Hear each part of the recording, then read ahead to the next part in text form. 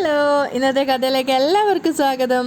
അങ്ങനെ ഗജാനന്ദൻ നമ്മുടെ രേവതിയെ പിടിക്കാൻ വേണ്ടിയിട്ട് രേവതിയുടെ വീട്ടിനകത്തേക്ക് കയറിയിരിക്കുകയാണ്. അപ്പോൾ രേവതിയാണ് തലവഴി മൂടിപ്പൊതച്ച് കിടക്കുന്നതെന്ന് വിചാരിച്ചിട്ട് ഗജാനന്ദൻ മനസ്സിൽ ഒരുപാട് കണക്കൂട്ടലുകൾ നടത്തുന്നുണ്ട്. നീ നിൻ്റെ ഭർത്താവായ സച്ചിയെ കൊണ്ട് എന്നെ ദ്രോഹിപ്പിച്ചു, ഈ നാട്ടുകാരുടെ മുന്നിൽ എന്നെ വിലയില്ലാത്തവനാക്കി, എല്ലാം കൂടെ ചേർത്ത് നിനക്ക് ഞങ്ങൾ തരാൻ വേണ്ടി പോവുക എന്നൊക്കെ വിചാരിച്ച് നല്ല അഹങ്കാരത്തോടു കൂടി അവിടെ മുട്ടുകുത്തി ഇരുന്ന് സച്ചി പുതച്ചിട്ടുണ്ടായിരുന്ന പുതപ്പ് മാറ്റുകയാണ്. പക്ഷെ ഒട്ടും പ്രതീക്ഷിക്കാതെ പുതപ്പ് മാറ്റിയതും സച്ചി നല്ല ഉറക്കൊക്കെ എഴുന്നേറ്റ് കൈയൊക്കെ തലയ്ക്ക് കൊടുത്ത് ഗജാനന്ദനെ തന്നെ നോക്കി നിൽക്കുകയാണ്. ശരിക്കും ഗജാനന്ദൻ്റെ കണ്ണിന്ന് പൊന്നീച്ച പറഞ്ഞിട്ടുണ്ടായിരുന്നു സച്ചിയെ കണ്ടതും. സച്ചി അറിയാതെ അയാളുടെ നാവ് ചലിക്കുകയാണ്. സച്ചിയാണെങ്കിൽ തലയ്ക്ക് കൈയൊക്കെ കൊടുത്തിട്ട് നല്ല സമാധാനത്തോടു കൂടി പുഞ്ചിരിച്ചുകൊണ്ട് ഗജാനന്ദനെ തന്നെ നോക്കുകയാണ്. ഗജാനന്ദൻ ചാടി എഴുന്നേറ്റ് തൻ്റെ കിങ്കരന്മാരെ നോക്കുകയാണ്. ആ സമയത്ത് സച്ചി കളിയാക്കിക്കൊണ്ട് പറയുന്നുണ്ട്, വാ വാ, ഇത്രയും നേരം ഞാൻ നിങ്ങളെ നോക്കിയിരിക്കുകയായിരുന്നു. അപ്പോൾ ഗജാനന്ദൻ തൻ്റെ കിങ്കരനോട് പറയുന്നുണ്ട്, നീയല്ലേടാ പറഞ്ഞത് ഇവനിവിടെ ഇല്ല, പോയെന്നാ ഞാൻ വിചാരിച്ചത് ബോസേ. അപ്പോഴേക്കും സച്ചി ചാടി എഴുന്നേൽക്കുകയാണ്. എന്നിട്ട് ഗജാനന്ദൻ്റെ കിങ്കരന്മാരോട് പറയുന്നുണ്ട്, നിങ്ങൾ രണ്ടുപേരും രേവതിയെ നോട്ടയിട്ടപ്പോഴേ ഞാൻ ഉറപ്പിച്ചു ഇവൻ ഈ നാറി ഇങ്ങോട്ടേക്ക് രാത്രി വരുമെന്ന്. ആടിമാസമല്ലേ, അതാ നിങ്ങൾക്കൊക്കെ ഇളക്കം കൂടുതൽ. അപ്പോഴും ഗജാനന്ദൻ അഹങ്കാരം വിടുന്നില്ല. എന്തായാലും നീ ഇവിടെ കാവൽ കിടന്നത് നന്നായി, നിന്നെ തേടി മറ്റെവിടെയും പോവണ്ടല്ലോ, ഇവിടെ കിടന്ന് തീരാനാ നിന്റെ യോഗം എന്ന് പറഞ്ഞുകൊണ്ട് സച്ചിക്ക് നേരെ കൈയോങ്ങുകയാണ്. പക്ഷേ സച്ചി ആ കൈ തടഞ്ഞു വെച്ചതിന് ശേഷം ഗജാനന്ദനിട്ട് നന്നായിട്ട് പെരുമാറുന്നുണ്ട്. ഗജാനന്ദൻ്റെ കിങ്കരന്മാരും സച്ചിയെ ഉപദ്രവിക്കുന്നുണ്ടായിരുന്നു. പക്ഷേ സച്ചി തൻ്റെ ശൗര്യവും ദേഷ്യവും ഒക്കെ ഗജാനന്ദൻ്റെ അവൻ്റെ ഗുണ്ടകളുടെ നേരെ തീർക്കുകയാണ്. അങ്ങനെ ഭയന്നിട്ട് സച്ചിയെ തള്ളിയിട്ടിട്ട് അവർ ഓടി പുറത്തേക്ക് ഇറങ്ങുന്നുണ്ട്. പിന്നാലെ തന്നെ സച്ചി ഓടുകയാണ്. മുറ്റത്തേക്ക് ഓടിപ്പോയെങ്കിലും സച്ചി അവരെ വെറുതെ വിട്ടിട്ടുണ്ടായിരുന്നില്ല. അവരെ പിടിച്ചു വെച്ച് തടഞ്ഞു വെച്ച് സച്ചി അവരെ നന്നായിട്ട് ഇടി കൊടുക്കുന്നുണ്ടായിരുന്നു. ഗജാനന്ദന് ഒരുപാട് തല്ല് കൊള്ളുന്നുണ്ട്. പെട്ടെന്നാണ് രേവതി ഉറക്കത്തിൽ നിന്ന് ഞെട്ടിയത്. പുറത്തെന്തോ ശബ്ദം കേൾക്കുന്നുണ്ട് തോന്നിയിട്ട്. അതുകൊണ്ട് തന്നെ ഉറക്കം ഞെട്ടിയപ്പോൾ തന്നെ അവൾ ദേവുവിനെ അമ്മേനെയൊക്കെ വിളിച്ചുണർത്തുകയാണ്. എന്തോ ശബ്ദം കേൾക്കുന്നു, എന്താ മോളെ? ലക്ഷ്മി പേടിയോട് ചോദിക്കുന്നുണ്ട്. അറിയില്ല, വാ നോക്കാം. അപ്പം തന്നെ ലക്ഷ്മി ശരത്തിനെ വിളിച്ചുണർത്തുകയാണ്. പക്ഷെ അപ്പോഴേക്കും സച്ചിയുടെ കയ്യിൽ നിന്ന് നല്ല തല്ല് കിട്ടിയിട്ട് ഗജാനന്ദൻ ഒരു പരുവായിട്ടുണ്ടായിരുന്നു. രേവതി അമ്മയൊക്കെ ഇറങ്ങി വന്നപ്പോൾ കാണുന്നത് സച്ചിയെ 3 പേരും കൂടി ആക്രമിക്കുന്നതാണ്. രേവതി ആകെ പേടിച്ച് ഭയന്നുകൊണ്ട് സച്ചേട്ടാ എന്നൊക്കെ വിളിച്ച് ഓടാൻ നോക്കുന്നുണ്ട്. അപ്പോഴേക്കും ലക്ഷ്മി രേവതിയെ തടഞ്ഞു വെക്കുകയാണ്. പക്ഷെ അപ്പോഴേക്കും സച്ചിയുടെ ബാക്കിയുള്ള ശൗര്യം കൂടി പുറത്തേക്ക് വരുന്നുണ്ട്. സച്ചി നന്നായിട്ട് 3 പേർക്ക് ഇട്ട് നല്ലോണം കൊടുക്കുകയാണ്. അപ്പോൾ രേവതി ഇങ്ങനെ ഒറ്റയ്ക്ക് പറയാണ്, എന്താ ഇവരൊക്കെ ഇവിടെ? ലക്ഷ്മി വിളിച്ച് പറയുന്നുണ്ട്, സച്ചി നിർത്ത് മോനെ, എന്താ ഉണ്ടായത്? പക്ഷേ സച്ചി അപ്പോഴും ഇടി തുടർന്നുകൊണ്ടേയിരിക്കുകയാണ്. അപ്പോഴേക്കും ശരത്ത് ഓടി അങ്ങോട്ടേക്ക് വന്നിട്ടുണ്ടായിരുന്നു. അപ്പോഴേക്കും ബഹളം കേട്ടിട്ട് അയൽക്കാരൊക്കെ വന്നിട്ടുണ്ടായിരുന്നു. പക്ഷേ ദേവുവിനും ശരത്തിനും ഭയങ്കര എൻജോയ്മെൻ്റ് ആയിട്ടാണ് തോന്നുന്നത്. അവർ സന്തോഷത്തോടെ ചിരിച്ചുകൊണ്ടാണ് കാണുന്നത്. അപ്പോൾ രേവതി വെപ്രാളത്തോടെ പറയുന്നുണ്ട്, സച്ചേട്ടാ വേണ്ട, വീടയാളെ എന്നൊക്കെ പറയുമ്പോഴേക്കും ശരത്ത് ഇവിടുന്ന് പറയുന്നുണ്ട്, സച്ചേട്ടാ അയാളെ ഇടിച്ച് എല്ലൊടിക്ക്, മിണ്ടാതിരിക്കടാ രേവതി പറയുന്നുണ്ട്. അപ്പോൾ അയൽക്കാരൊക്കെ ചോദിക്കുകയാണ്, ഇവരൊക്കെ എന്താ ഇവിടെ? അപ്പോഴേക്കും ഗജാനന്ദൻ്റെ ഗുണ്ടകളോട് രക്ഷപ്പെടുകയാണ്. ആ ചേച്ചി ചോദിക്കുന്നുണ്ട്, എന്താ സച്ചി പ്രശ്നം? ഒന്നുമില്ല ചേച്ചി, ഇവനെ എൻ്റെ കയ്യിൽ നിന്ന് കിട്ടിയിട്ട് മതിയായില്ല, വീണ്ടും അടിവാങ്ങാൻ വേണ്ടി വന്നതാ, കൊടുക്കട്ടെ? ഓ കൊടുത്തോ ആ ചേച്ചി സന്തോഷത്തോടെ പറയാണ്. അങ്ങനെ സച്ചി ഗജാനന്ദനെ അടിച്ച് ഇഞ്ചപ്പരുവാക്കുകയാണ്. രേവതിക്കും അമ്മയ്ക്കും ആകെ ടെൻഷൻ ആവുന്നുണ്ട്. അപ്പോൾ ആ ചേച്ചി വീണ്ടും കളിയാക്കാണ്. ഡാ, നാണം ഉണ്ടോടാ നിനക്ക്? ഗജാനന്ദനോട് ചോദിക്കുകയാണ്. ആ സമയത്ത് സച്ചി ഗജാനന്ദനെ നോക്കി പറയുന്നുണ്ട്, ഡാ, പകല് നിന്റെ ആൾക്കാർ വന്ന് രേവതിയെ നോക്കിയപ്പോഴേ ഞാൻ ഉറപ്പിച്ചതാ രാത്രി നീ വരുമെന്ന്. അത് കേട്ടത് രേവതി ശരിക്കും ഞെട്ടുകയാണ്. അപ്പോൾ സച്ചി പറയുന്നുണ്ട്, അതാടാ ഞാനിവിടെ കാവല് നിന്നത്. അത് കേട്ടത് ലക്ഷ്മി രേവതി ശരിക്കും ഞെട്ടുകയാണ്. കാരണം ഈ ഒരു കാരണം കൊണ്ടാണ് സച്ചി നിന്നെന്ന് അവർ ചിന്തിച്ചിട്ട് പോലും ഉണ്ടായിരുന്നില്ല. രേവതിയെ അറിയാതെ അമ്മ നോക്കുകയാണ്. രേവതിക്കും സച്ചിയുടെ ആ ഒരു കരുതൽ ഒട്ടും പ്രതീക്ഷിക്കാത്തൊരു കരുതലായിരുന്നു. ആ സമയത്ത് ദേവും ശരത്തും പരസ്പരം മുഖത്തോട് മുഖം നോക്കുകയാണ്. അപ്പം സച്ചി ഗജാനന്ദനെ നോക്കി പറയുന്നുണ്ട്, എൻ്റെ പെണ്ണാടാ അവള്, നീ ഒരു 7 ജന്മം ജനിച്ചാലും അവളെ തൊടാൻ കഴിയില്ലടാ. രേവതിക്ക് വല്ലാത്തൊരു അഭിമാനമാണ് തോന്നുന്നത് തൻ്റെ ഭർത്താവ് തന്നെക്കുറിച്ച് പറഞ്ഞത് കേട്ടിട്ട്. അപ്പം സച്ചി പറയുന്നുണ്ട്, തൊടാൻ പോയിട്ട് നോക്കാൻ പോലും വിടില്ലടാ നിന്നെ ഞാൻ.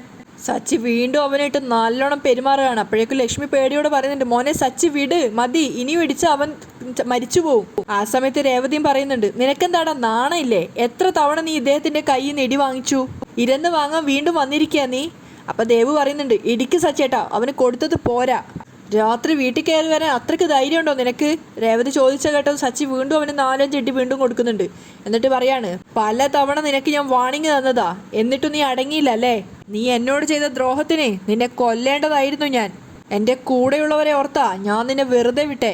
ഇനി എൻ്റെ കുടുംബത്തിൽ വന്ന് കളിച്ചാ നിന്റെ ശരീരത്തിൽ കയ്യും കാലും ഉണ്ടാവില്ല, വെട്ടി കായലെറിയും ഞാൻ. വീണ്ടും സച്ചിൻ്റെ കയ്യിൽ നിന്ന് നന്നായിട്ട് തല്ലുകൊണ്ടിട്ടുണ്ടായിരുന്നു ഗജാനന്ദൻ. അവസാനം സച്ചിയെ തള്ളിയിട്ട് ഗജാനന്ദൻ ഓടി രക്ഷപ്പെടുകയാണ്. പിന്നാലെ തന്നെ സച്ചിയും. രേവതി പിന്നാലെ ഓടിക്കൊണ്ട് പോകുന്നുണ്ട്. സച്ചേട്ടാ മതി, നിൽക്ക്, സച്ചേട്ടാ മതി. പക്ഷെ സച്ചി അതൊന്നും വകവെക്കാതെ അവന് പിന്നാലെ ഓടുകയാണ്. ആ സമയത്ത് ആ ചേച്ചി പറയുന്നുണ്ട്, സച്ചി ഇവിടെ ഉണ്ടായതുകൊണ്ട് നിങ്ങൾ രക്ഷപ്പെട്ടു. അവിടെയുള്ള ഒരു ഏട്ടനും പറയുന്നുണ്ട്, നിങ്ങളുടെ കാവൽ ദൈവമാണ് സച്ചി, അവനുള്ളിടത്തോളം കാലം നിങ്ങൾക്ക് ആരെയും പേടിക്കാതെ ജീവിക്കാം. ആ സമയത്ത് ലക്ഷ്മിക്കും മക്കൾക്കും അഭിമാനം തോന്നുകയാണ്. അപ്പോൾ ആ ചേച്ചി പറയുന്നുണ്ട്, നിങ്ങൾക്ക് മാത്രമല്ല ഞങ്ങൾക്കും.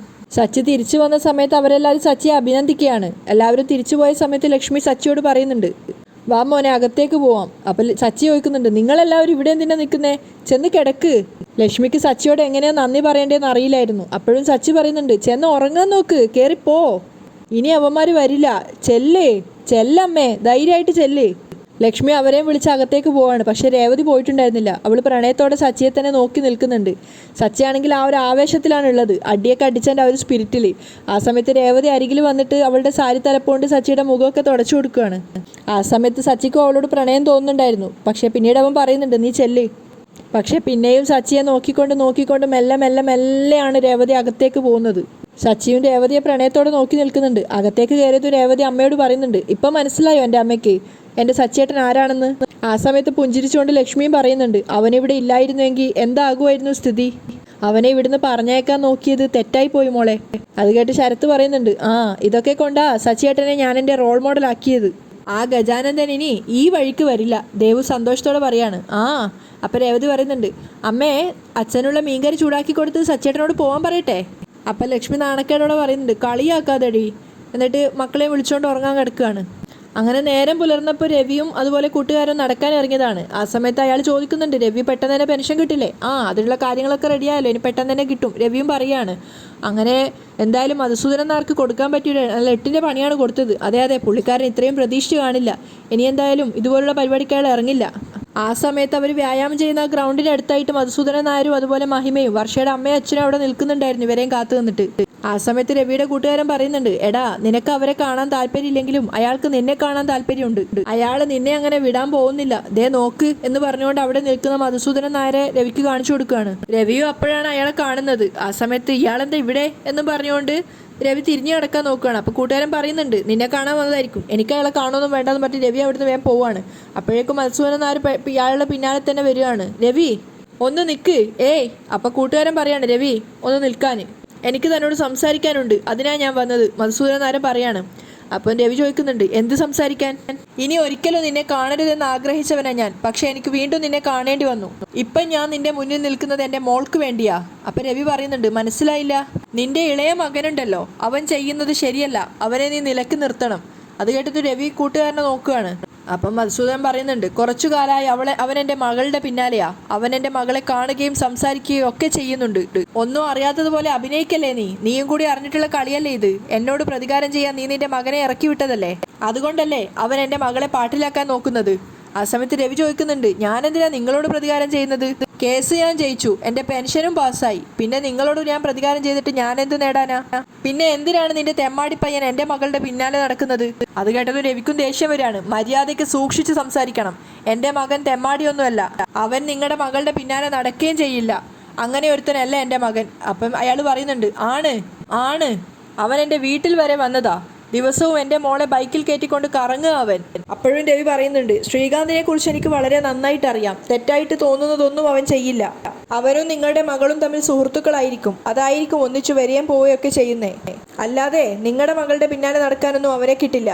അപ്പം മധുസൂദനൻ പറയുന്നുണ്ട്, ബൈക്കിൽ ഒരുമിച്ച് പോകുന്നത് നാട്ടുകാർ കണ്ടാലേ എന്തു പറയും?